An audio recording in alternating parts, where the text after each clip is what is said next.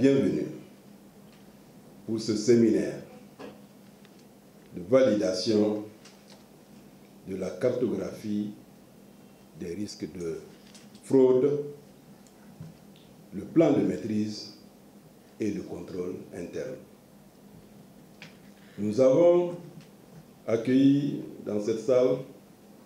les directeurs généraux en présentiel, les chefs d'agence, tous les directeurs centraux, tous les conseillers, j'en passe, avec cette belle harmonie dans la salle. Avec tous ces projets qui sont mis en œuvre, l'INPS est vraiment, comme je le dis une fois de plus, sur la bonne voie. On le voit à travers les différentes formations, à travers les réactions des intervenants, mais également aussi à travers la mise en œuvre du plan de maîtrise des risques que j'ai eu l'occasion de voir, qui pour moi, en moins de 6 mois, quand on regarde le taux d'exécution des actions, on ne peut que féliciter toute l'équipe, mais féliciter surtout Madame le directeur général pour son engagement. Une fois de plus, la gestion des risques ou le contrôle interne, c'est d'abord des approches de transformation. Mais ces transformations sont surtout portées par la tête, par la direction générale. Aujourd'hui, après tous les tirs que nous essayons ou que nous essayons d'essuyer dans la presse et autres, après nous-mêmes avoir identifié certaines failles dans notre contrôle interne, je crois qu'on en a plus que besoin de cette formation. Le présent atelier, qui fait suite à celui de la cartographie des risques, vise à établir la cartographie des risques de fraude et le plan de maîtrise des risques de l'INPS d'une part,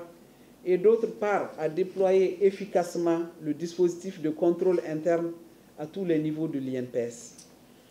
Il s'agit de mobiliser l'ensemble des acteurs et intégrer la culture de la gestion du risque et du contrôle interne dans le management de l'Institut national de prévoyance sociale.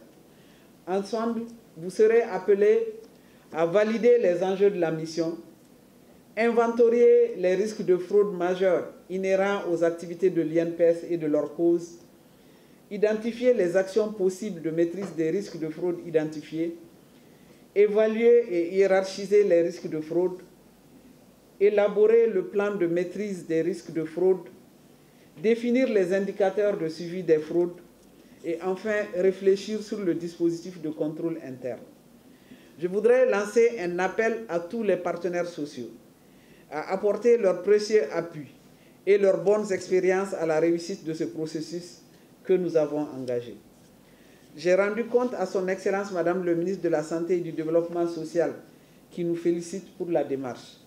Elle sera très attentive aux résultats de cet atelier que nous exploiterons judicieusement au fin de la concrétisation des objectifs de l'INPS.